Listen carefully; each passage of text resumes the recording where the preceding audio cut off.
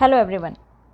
As you know कि पिछली बार हमने क्लास 11th जीव विज्ञान में चैप्टर 3 पादप जगत के अंतर्गत पादप जगत के डिवीज़न यानी भाग के अंतर्गत पादप जगत को 5 भागों में बांटा गया है। आपको मैंने ये अपने कुछ वीडियो में बता दिया था। शैवाल, ब्रायोफाइटा, टेरिडोफाइटा, जिम्नोस्पर्म, एंजियोस्पर्म। पिछली वीडियो में मैंने टेरिडोफाइटा के बारे में बात की थी। टेरिडोफाइट के क्लास के बारे में भी बात की थी। टेरिडोफाइट जो पंख, ऐसे पौधे जिनकी पत्तियां पंख जैसी होती हैं, बिखरी हुई, तो पंख जैसी दिखने वाली पत्तियों वाले पादप। इनमें संवहनी ऊतक तो अच्छे से होते हैं, लेकिन इनके जो जननांग होते हैं वो हिडन होते हैं, छुपे हुए होते हैं। तो जननांग के लिए इनमें फूल और फल नहीं होते। फूल और फल का बहुत ही अभाव होता है। ये बहुत पुराना पौधा है, बहुत पुराने युग से यह पौधा उपस्थित है, इस धरती पर जीवित है पुराने समय से। इसीलिए इसके अनेक जीवाश्म भी मिलते हैं। लगभग 44 करोड़ 50 लाख वर्ष प्राचीन है। ये पैलेजोइक टाइम पे भी मिलता था और अभी भी मिलता है। और ये ज़्यादातर ज़मीन पे ही उगते हैं, स्थलीय पादप है और नम और छायेदार स्थानों पे उगते हैं। तो इस तरीके के पादप को कहते हैं टेरिडोफाइट। ओके, टेरिडोफाइट में जलीय आवास में उगने वाले एजोला के बारे में हमने बात की थी। एजोला जलीय आवास में उगता है, जबकि दलदलीय में आइसोईटस उगते हैं। तो इसके कई प्रजातियों के बारे में मैंने बताया था। इसके जो मूल होते हैं, प्राथमिक मूल, वो अल्पजीवी होते हैं। उसको हटा करके उसके बाद वहाँ अपस्थानिक मूलें आ जाती हैं। इनके बारे में हमने इसके जनन का भी पढ़ा था। जनन किस प्रकार से होता है, इनके क्लास भी पढ़ा था। साइक्लोप्सिडा, लाइकोप्सिडा, स्फिनोप्सिडा और टेरोप्सिडा। और इनके गुण भी हमने पढ़े। आज हम ले रहे हैं पादप जगत का चौथा डिवीज़न, अनावर्त बीजी पादप या जिम्नोस्पर्म। अनावर्त बीजी पादप या जिम्नोस्पर्म आज हम करेंगे। ओके, जिम्नोस्पर्म चौथा जो भाग है, डिवीज़न है, वह है अनावर्त बीजी।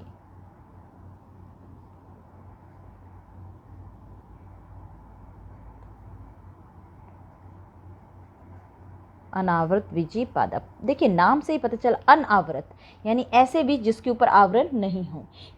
बहुत आसान तरीके में ऐसे पौधे जिनके बीज फलों के अंदर नहीं होता। आवर्त बीजी में फलों के अंदर होता है, जिम्नोस्पर्म में नहीं। तो अनावर्त बीजी भी इसको कहेंगे, नग्न बीजी भी कहते हैं, अनावर्त बीजी, नग्न बीजी या फिर जिम्नोस्पर्म, तीनों कहते हैं। ठीक है,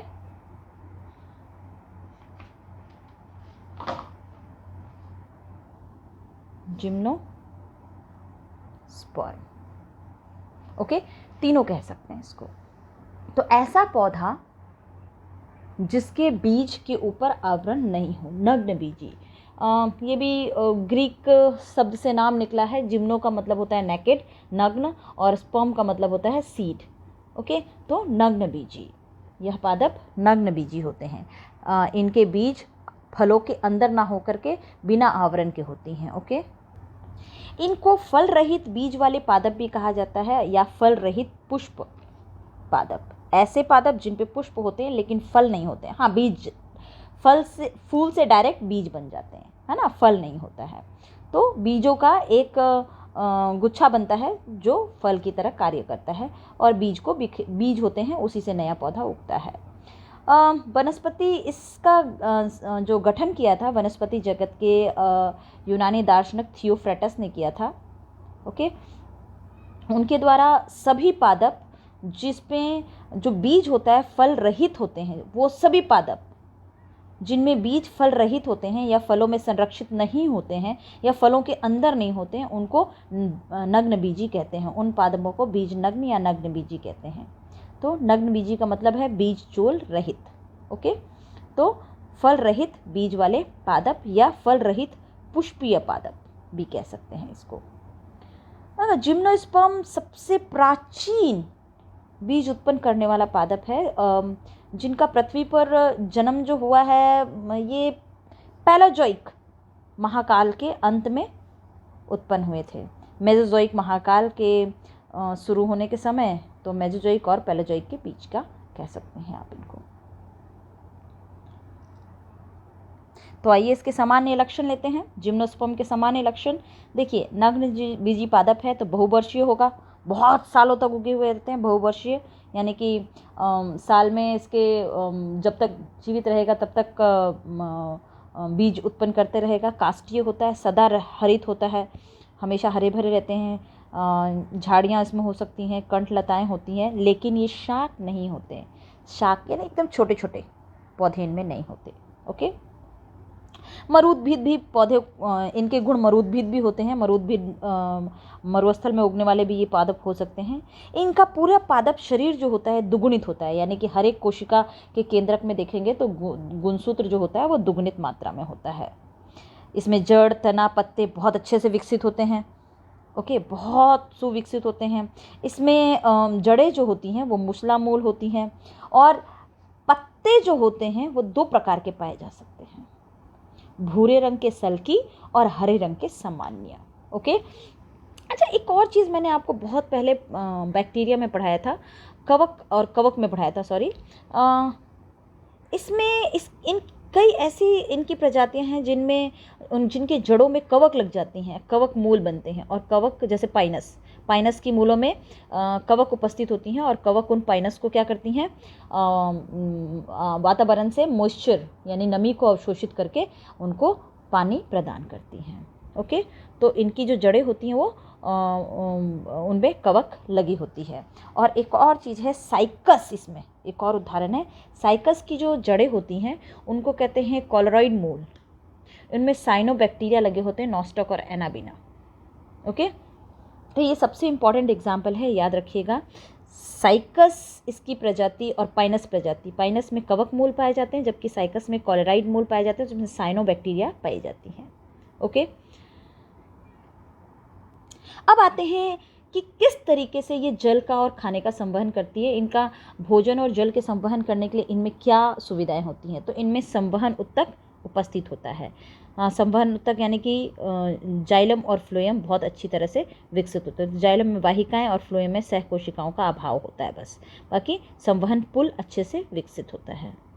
द्वितीयक वृद्धि होती है, इसलिए वार्षिक वलय दिखाई देता है। किसी भी तने के अंदर अगर वार्षिक वलय आपको दिखाई देता है इस प्रकार से, तो उसकी उम्र का आप पता लगा सकते हैं। इस तरीके से वार्षिक वलय दिखाई देता है। ओके, मरुद्भिद लक्षण, पादप मरुद्भिद लक्षण प्रकट करते हैं। जैसे उपत्वचा जो होता है, ऊपर का पर्ण के अंदर जो रंध्र होते हैं वो धसे हुए होते हैं। यदि पर्ण के अंदर उपत्वचा उपस्थित हो, पर्ण के अंदर रंध्र धसे हुए होते हैं, तो ये मरुद्भिद तरीके के हैं। तो ये मरुद्भिद लक्षण भी दर्शाता है, मरुद्भिद लक्षण भी प्रदर्शित करता है। ओके, तो अनावर्त बीजी मरुद्भिद भी होते हैं। अब जनन संबंधी अगर देखा जाए तो जनन इनका कैसा होता है। देखो, जिम्नोस्पर्म में बीजाणु जो होते हैं वो दो प्रकार के होते हैं, इसलिए विषम बीजाणु होते हैं ये, लघु बीजाणु और गुरु बीजाणु। लघु बीजाणु जो और गुरु बीजाणु पर्णों का व्यवस्था जो होता है नर और मादा शंकुओं के अंदर होता है। एक शंकु के आकार का कोण होता है, कोण के आकार का होता है। जैसे मैं आपको चित्र में दिखा रही हूँ, तो लघु और गुरु बीजाणु जो होते हैं नर और मादा शंकुओं के अंदर निर्मित होते हैं। ओके, एक अपवाद है, साइकस में मादा शंकु नहीं होते, याद रखिएगा, साइकस में मादा शंकु नहीं होते हैं। जो मैं बोल रही हूँ यही आपके नोट्स का काम आएगा, इसको लिखते जाइए, ये आपके नोट्स हो जाएंगे। ओके, देखो, शंकु प्राय एक लिंगी होते हैं, या कह सकते एक बीजाणुधानी, एक बीजाणु ही होते हैं। और कुछ पादपों में दुई बीजाणुधानी शंकु भी बनते हैं, जैसे नीटम और पाइनस एक्सेला। ओके, पाइनस एक्सेलेसा के अंदर और नीटम के अंदर ये कुछ प्रजातियां हैं जिनके अंदर शंकु द्वि बीजाणुधानी होते हैं। ओके, लघु बीजाणु पर्ण पर उपस्थित जो लघु बीजाणुधानी होता है उनमें लघु बीजाणु का निर्माण होता है। लघु बीजाणु अर्थात नर युग्मक बनाते हैं। तो लघु बीजाणु का मतलब नर युग्मक, नर युग्मक नर शंकुओं में पैदा होंगे और मादा युग्मक मादा शंकुओं में पैदा होंगे, है ना। तो मादा शंकु कहाँ निर्मित होती है? मादा शंकु गुरु बीजाणु में, जबकि नर शंकु लघु बीजाणु धानी में निर्मित होते हैं। ओके। अच्छा, अब इनके जो परागकण हैं उनको फैलाने के लिए, उनको बिखेरने के लिए कैसा वातावरण चाहिए, माध्यम चाहिए उनको? जिम्नोस्पर्म में परागण जो होते हैं वो वायु द्वारा होता है, हवा से बिखर के होता है, और निषेचन जो होता है वो नाल युग्मी प्रकार का होता है। ओके। सबसे इम्पॉर्टेंट बात, बहुत इम्पॉर्टेंट है, याद रखिएगा, इसमें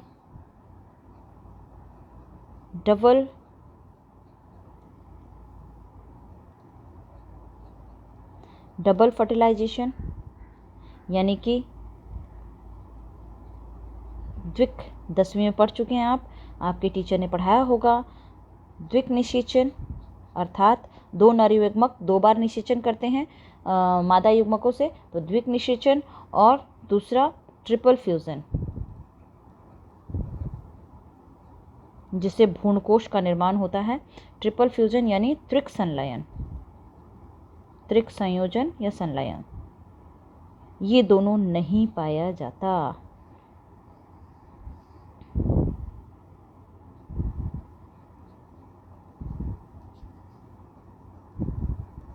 वेरी इंपॉर्टेंट।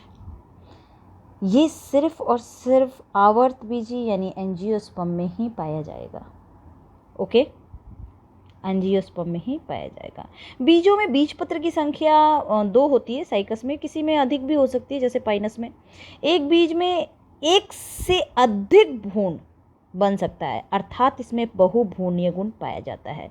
ये भी इम्पॉर्टेंट है। बहु यानी कि देखिए, एक बीज से जनरली एक ही पौधा होता है, उगता है। अगर एक बीज से खूब सारे पौधे उगे तो आप उसे क्या कहेंगे? बहुभ्रूणता।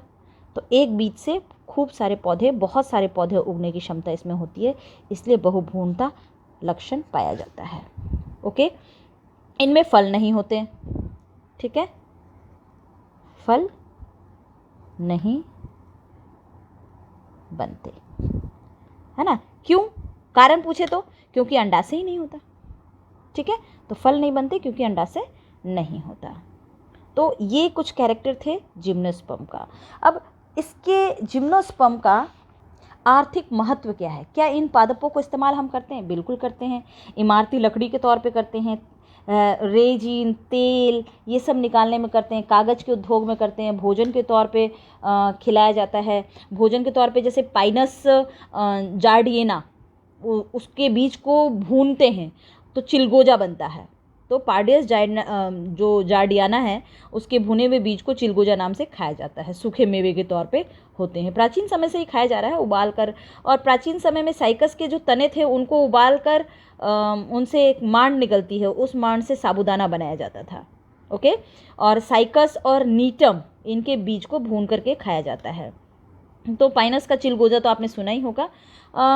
टेक्सस की छाल जो होती है उससे भी चाय बनाई जाती है, तो इनका भोजन के रूप में भी उपयोग किया। शोभाकारी भी हैं, सजावट के तौर पे भी घर में रखे जाते हैं। पाइनस के छोटे अपने बहुत सारे होटले वगैरह में घर में भी लगे होते हैं, आपने देखा होगा। औषधि के रूप में भी काम आता है, और भी कई काम आते हैं। ये नाव की चप्पू बनाने के, बैलगाड़ी बनाने के काम आता है, काफ़ी काम आते हैं, है ना।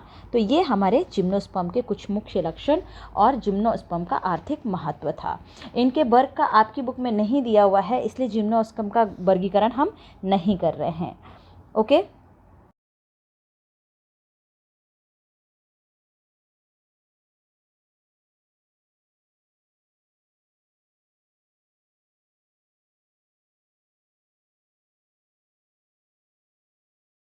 नेक्स्ट हमारा है 5वां भाग पादप जगत का। पादप जगत का 5वां भाग, जिसे आवर्त बीजी कहते हैं। आवर्त बीजी पादप। आवर्त बीजी, देखिए नाम से ही हो रहा है, ऐसा बीज जिसके ऊपर एक आवरण हो, है ना। बीज जिसके ऊपर आवरण हो, तो यह है पादप आवर्त बीजी। आवर्त बीजी पादप। Okay, that is called angiosperms. Okay, तो आवर्त बीजी पादप के बारे में आज हम पढ़ेंगे। देखिए, आवर्त बीजी पादप पुष्पीय पादप, ये पुष्पीय पादप का समूह है। इसमें अंडाशय पाया जाता है जो निषेचन के बाद फल बनाता है, यानी फल में बदल जाता है। फूल फल में फूल से ही फल बनता है, तो इसमें फूल से फल बन सकता है। फूल के अंदर अंडाशय होता है और निषेचन के बाद अंडाशय फल में परिवर्तित हो जाता है। सबसे इम्पॉर्टेंट, बीज में फल भित्ति होती है। तो बीज जो होता है, पादप के बीज फल भित्ति युक्त होती है, फल भित्ति से आवृत रहते हैं। ओके, देखिए, फल भित्ति से परिबद्ध बीज युक्त जो पादप होते हैं, इसीलिए इनका नाम आवर्त बीजी पादप है। तो इनको आवर्त बीजी इसीलिए कहा जाता है। एंजियो का मतलब होता है पात्र, स्पर्म का मतलब होता है बीज। बीज एक पात्र के अंदर है, यानी फल से ढका हुआ है। ओके, देखिए, अगर आवास की बात करते हैं तो ये समस्त प्रकार के आवासों में पाया जाता है, चाहे वो पर्वत हो, मैदान हो, शिखर हो, समुद्र हो, झील हो, मरुस्थल हो, हर जगह पानी जल हो, कहीं भी पाया जाता है। ये हर प्रकार के आवास में पाए जाते हैं। ओके, अच्छा, स्वभाव अगर इनका देखें तो इनके स्वभाव बहुत अलग अलग, नाना प्रकार के, भिन्न भिन्न प्रकार के, बहुत विविधता मिलती है इनके स्वभाव में, है ना। हर तरीके के उग सकते हैं ये, शाख, झाड़ियाँ, वृक्ष, आरोही, हर प्रकार के तरीके के होते हैं। तो इनका स्वभाव विविध प्रकार के होते हैं, स्वभाव में विविधता है। ओके, अगर मुख्य पादप की बात करें तो पादप जो होता है उनमें जड़, तना, फल, फूल सब सुविकसित होते हैं। जड़, तना, फल, फूल, संवहन तंत्र, जाइलम, फ्लोएम सब सुविकसित होते हैं। तो सुविकसित प्ररोह और स्तंभ तंत्र मिलता है। ओके, तो प्ररोह तंत्र स्तंभ तथा पर्ण में होता है, और सुविकसित मूल तंत्र और प्ररोह तंत्र होते हैं इसके। और इसके पादप की हर एक कोशिका दुगुणित होती है, यानी कि 2n, अर्थात जो गुणसूत्रों की संख्या होती है डेप्लॉइड होती है, दुगुणित होती है। हाँ, अंडाशय जब बनती है उनका अलग, अंडाशय में बनने वाले अंडक के अगुणित होते हैं, ये याद रखिएगा। और पराग कणों का अगुणित होता है, जो आप 12वीं में पढ़ेंगे। पोषण, ये प्रकाश संश्लेषी होते हैं, अर्थात स्वपोषी भी होते हैं, विषमपोषी भी होते हैं, है ना, परजीवी भी होते हैं, मृत जीवी भी हो सकते हैं। तो ये कीटभक्षी भी होते हैं, जैसे कीटभक्षी में आपने घट पादप सुना होगा। तो ये पोषण हर प्रकार का पोषण करते हैं। ओके, अब अगर आंतरिक संरचना की बात करें तो संवहन तंत्र पूरी तरह से विकसित होता है। जाइलम और फ्लोएम दोनों में चार तरीके के चार प्रकार पाए जाते हैं। जाइलम फाइबर, जाइलम रेसे यानी कि जाइलम मृदुतक, इस तरीके के जाइलम में वाहिकाएं मिलती हैं। ओके, तो इनमें 4 तत्व से बने होते हैं जाइलम फ्लोएम। ओके, तो जाइलम आपको पता ही है और फ्लोएम पता है। फ्लोएम जो बने हुए भोजन को पूरे पौधे में सर्कुलेट करती है, संवहन करती है। और जाइलम जो होता है वो फ्लोएम भोजन को सर्कुलेट करता है, संवहन तंत्र का काम करता है, भोजन को हर एक पादप के भाग में पहुंचाता है, जबकि जाइलम जल को पहुंचाता है। तो जाइलम के अंदर जाइलम वाहिका, जाइलम रेसे, जाइलम मृदुतक, ये सब पाए जाते हैं, जबकि फ्लोएम के अंदर चालिनी नलिकाएं, सहकोशिकाएं, फ्लोएम रेसे, फ्लोएम मृदुतक पाए जाते हैं, है ना। तो द्विबीजपत्री कितनी आवर्त बीजी कितनी इम्पॉर्टेंट है। बहुत विकसित पादप, जगत का सबसे विकसित पादप है। ओके, इसमें बीज पत्र दोनों प्रकार के हो सकते हैं, एक बीज पत्री भी और द्विबीजपत्री भी। इसमें द्वितीय बलक पाया जाता है, तो द्वितीय वृद्धि पाई जाती है। जो ज़्यादा इम्पॉर्टेंट है मैं उनको लिख देती हूँ। द्वितीय वृद्धि पाई जाती है, यानी वलय, इसमें इस प्रकार के वलय मिलते हैं, तो आप उम्र का पता कर सकते हैं। लेकिन द्वितीय वृद्धि किस में मिलती है? द्विबीजपत्री पादप में। एक बीजपत्री पादपों का तना खोखला होता है, जैसे कि गेहूँ, चावल, इनके, है ना। तो एक बीजपत्री नहीं, द्विबीजपत्री में, जिनमें 2 बीजपत्र होते हैं। तो द्विबीजपत्री पादपों में वार्षिक वलय पाया जाता है, द्वितीय वृद्धि होती है, एधा होती है।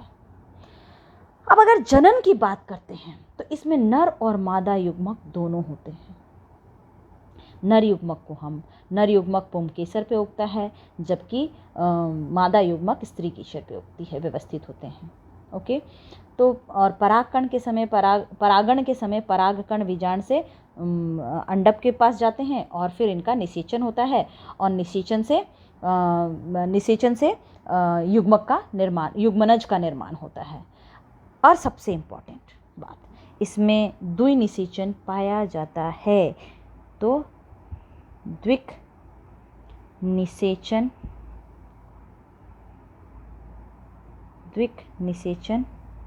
व त्रिक संलयन होता है। ठीक है, ये इसका खास गुण है। बीज फलों में सुरक्षित रहती है और बीज में एक पत्र या 2 बीज पत्र हो सकते हैं। चावल में 1 बीज पत्र, गेहूं में 1 बीज पत्र, जबकि दाल को आप पानी में डाल के उसके ऊपर का छिलका निकालेंगे तो आपको 2 बीज पत्र दिखेंगे। ये होता है 1 बीज पत्र, 2 बीज पत्र। ओके, इनका आर्थिक महत्व मुझे बताने की ज़रूरत नहीं है। इनके भोजन के तौर पे धन्य धान, अनाज के रूप में, मसालों के रूप में, दालों के रूप में, वनस्पति तेल के रूप में, मसाले, औषधि, रेशे, फाइबर सब तौर पे काम में लिया जाता है। तो ये है हमारा आवर्त बीजी पादप। आवर्त बीजी पादप आप सर्वस्व में मिलता है, आपके घर के आसपास मिलता है। ये है आवर्त बीजी पादप, जो पुष्पीय पादप होते हैं। और इनका सबसे जो इम्पॉर्टेंट कैरेक्टर वो है कि बीज जो होता है वो फल भित्ति युक्त होता है, अर्थात फलों के अंदर पाया जाता है, उसके ऊपर एक आवरण होता है, इसलिए इसको आवर्त बीजी पादप कहा जाता है। ओके, तो आज हमने पढ़ा जिम्नोस्पर्म और एंजियोस्पर्म और इनके मुख्य लक्षण। नेक्स्ट टॉपिक के साथ हम आपके अगली वीडियो में मिलेंगे।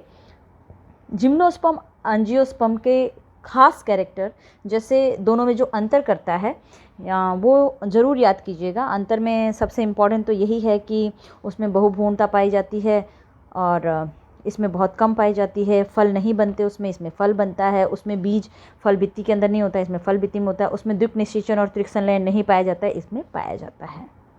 ओके, पुष्पीय पादप हैं परंतु अंडाशय अनुपस्थित होता है, इसमें अंडाशय उपस्थित होता है। तो ये इन दोनों का अंतर है, ज़रूर कीजिएगा, बहुत इम्पॉर्टेंट है। तो आज जिम्नोस्पर्म और एंजियोस्पर्म के लक्षण हमने किए।